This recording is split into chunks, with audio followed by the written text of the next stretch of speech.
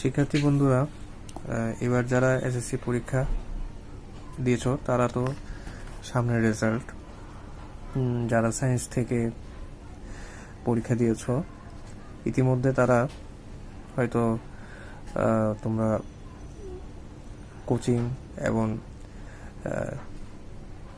সায়েন্সের যে সাবজেক্ট গণিত, হায়ার ম্যাথ, ফিজিক্স এগুলোর জন্য হয়তো বা তোমরা বিভিন্ন জায়গায় ভর্তি হওয়ার চেষ্টা করছো বা এখন থেকে কিছু কিছু বিষয় জানার হয়তো চেষ্টা করছো।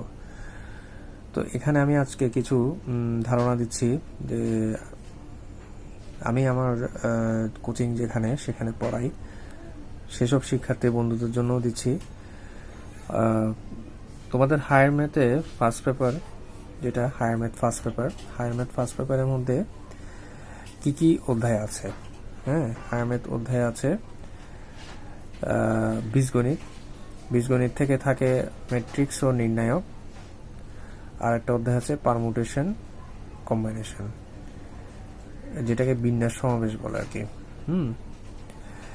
তো বীজগণিতের মধ্যে সাধারণত ম্যাট্রিক্স এবং নির্ণায়কটা ভালো করে করলে, এই চ্যাপ্টারটা খুবই ইম্পর্টেন্ট একটা চ্যাপ্টার।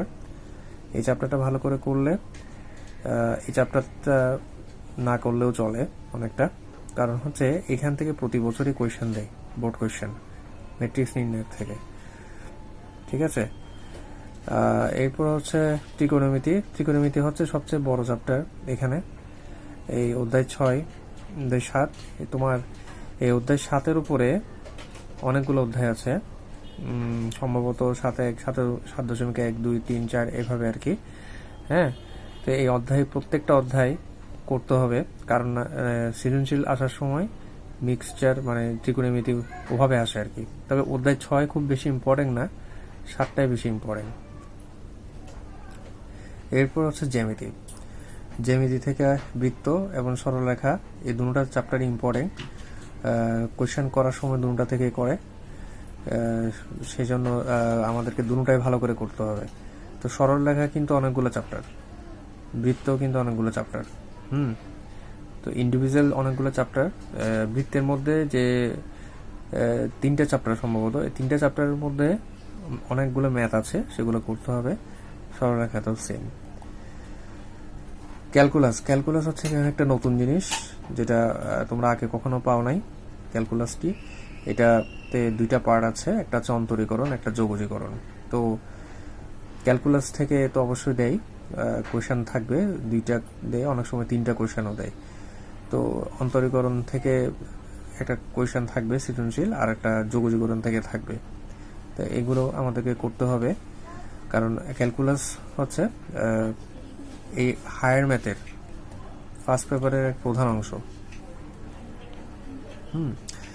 আচ্ছা, এবার একটা কথা বলি, প্রশ্ন পদ্ধতিটি কেমন করে হয়। এখানে বীজগণিতের সাথে জ্যামিতিটা আসে পার্ট, অর্থাৎ বীজগণিত আর জ্যামিতি মিলিয়ে 4টা কোয়েশ্চেন থাকতে পারে।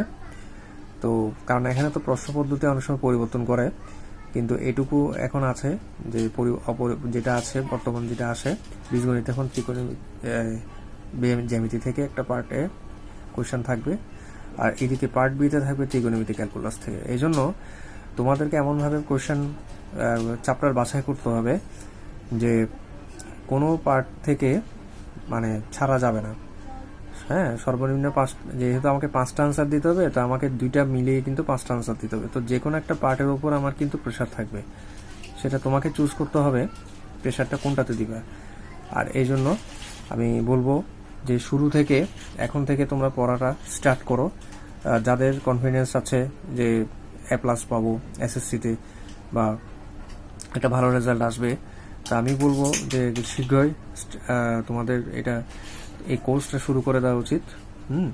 আমার কোচিংয়ে আমি পড়াচ্ছি চারাগি-পাহাড়, ওখানেও আমি কোচিং করাই, আর অনলাইনেও আমি টিপসগুলো দিব বা ভিডিওগুলো ছাড়বো অনলাইনে বিভিন্ন চ্যাপ্টারের উপর। তবে আমি আমার জায়গা থেকে তো দিব, কিন্তু তোমাদের যে জায়গা থেকে এখন থেকে তো পড়াশোনাটা করতে থাকো, কারণ সিলেবাস কিন্তু অনেক বড়। এই যে ম্যাট্রিক্স নির্ণায়কটাও কিন্তু অনেক বড় চ্যাপ্টার। এরপর তো এগুলো তো আছেই, ত্রিকোণমিতি অনেক বিশাল, এটাও শেষ করতে অনেক সময় লাগে।